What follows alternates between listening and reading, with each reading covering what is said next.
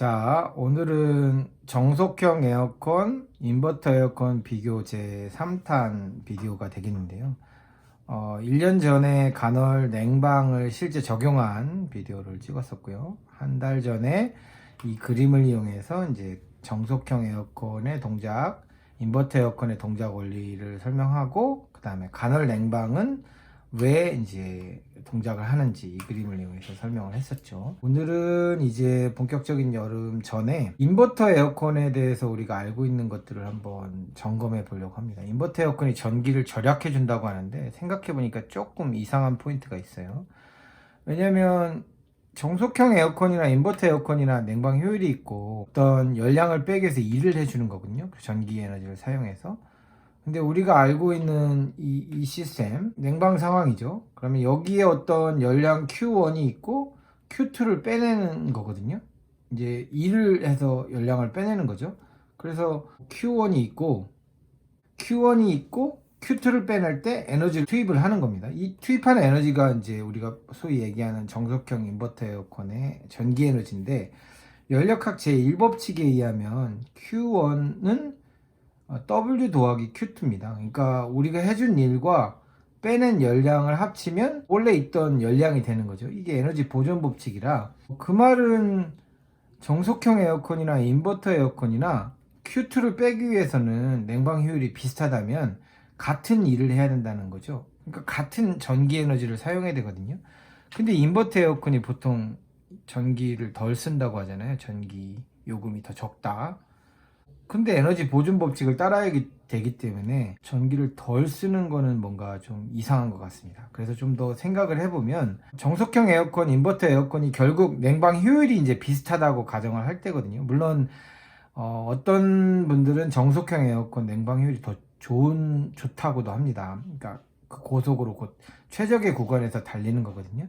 근데 인버터 에어컨은 효율은 안 좋지만 저속일 때 효율이 좋다고 하는 경우도 있고, 근데 두 개를 합치면 뭐 이거는 DC, AC 왔다 갔다 하니까 거기서 에너지 효율이 떨어지는 부분도 있고요. 그래서 실제 효율은 정확하게 공개되어 있는 것 같지는 않습니다. 근데 제가 생각하기로는 어차피 이 기술, 압축기 기술이 고도화되어 있으면 냉방 효율은 거의 대략 비슷하다고 보고, 그러면 얘와 얘가 에너지 절약해주는 부분이 이제 거의 비슷하다고 보면 어디서 에너지가 절약되느냐? 결국 이 온도 그래프를 잘 봐야 되는데, 실제로 인버터 에어컨에서 전기 절약되는 부분은 이 온도에 대해서 작게 온도 변화가 일어나는 이 온도 요동이 작은 이 구간에서 에너지가 절약되는 거거든요. 정속형은 이렇게 플럭츄에이션이 크죠. 이 과냉방 구간, 요거가 에너지 낭비가 많이 심하고요.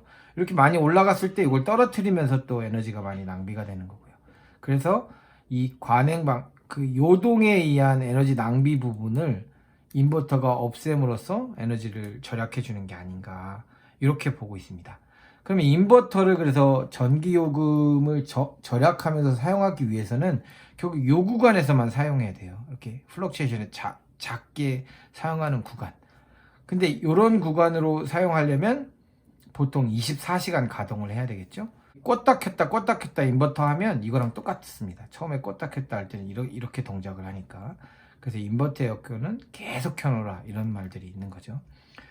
그러면 인버터 에어컨을 24시간 켜려면 이제 소위 무더위가 와야 되죠. 밤에 열대야도 오고, 그래야 이제 밤새 켜놓고 그러면 에어컨이 알아서 온도 조절을 하는 건데, 우리나라의 인버터를 24시간 켤 수 있는 기간이 1년에 대략 뭐 20일 정도밖에 안 됩니다. 뭐 어떤 해는 뭐 열흘도 안 될 때도 있고, 어떤 때는 지난 2018년에 특이한데 그때는 한 40일, 50일 정도 되게 더웠죠.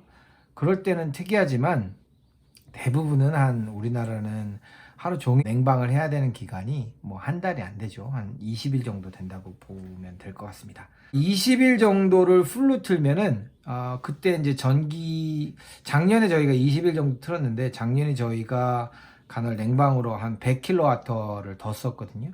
하루에 한 10에서 20 정도 쓰면 시원하게 사는 것 같아요. 저희는 한 보다 적게 쓰려고 노력을 했었는데 하루에 10에서 20 쓰면 20일이니까 대략 200kWh 혹은 400kWh를 더 써야 되는 거니까 그 정도 전기를 쓰게 되면 시원한데, 그럼 인버터 에어컨을 얼만큼 더 절약하느냐, 뭐 효율이 아무리 뭐 얘보다 좋다 치고 이런 거에서 에너지 절약을 한다고 해도 에너지 절약을 한 뭐 20% 정도 절약을 한다고 볼 수 있겠죠. 20에서 30% 잡아도 20에서 30 잡으면 우리가 절약하는 전기가 대략 60kWh 혹은 뭐 아까 400으로 잡아도 한 100kWh. 그럼 100kWh를 킬로와트당 300원 잡아도 3만 원밖에 안 됩니다. 그러니까 1년에 인버터 에어컨으로 절약할 수 있는 게 많이 잡아도 3만 원, 더 많이 잡아도 한 5만 원, 그거밖에 안 된다는 거죠. 그럼 뭐 우리 집에 있는 정속형 에어컨을 인버터로 바꿔도 1년에 아끼는 액수가 3만 원밖에 안 된다면 뭐하러 인버터, 고가의 인버터 2배 되는 인버터를 삽니까? 그냥 있는 정속형 에어컨을 막 사죠. 여기서 이제 가정이 정속형 에어컨이 그래도 나름 최신이다. 예를 들면 뭐 80년대, 90년대 산 그런 AC 모터나 그런 모터들은 모터 효율이 많이 떨어지겠죠. 냉방 효율이 많이 떨어질 텐데 냉방 효율이 어느 정도 되는 뭐 2000년대 정석형 에어컨이라면 굳이 인버터 에어컨으로 바꿀 필요가 없을 것 같다. 인버터 에어컨은 한 2013년부터 나왔다고 합니다. 저희는 한 2009년에 사가지고 정석형 에어컨인데 저는 뭐 절대 인버터로 바꿀 생각이 없죠. 또 뭐 간헐 냉방도 발견해서 이걸로 사용하고 있는데 굳이 인버터로 바꿀 필요가 없을 것 같습니다.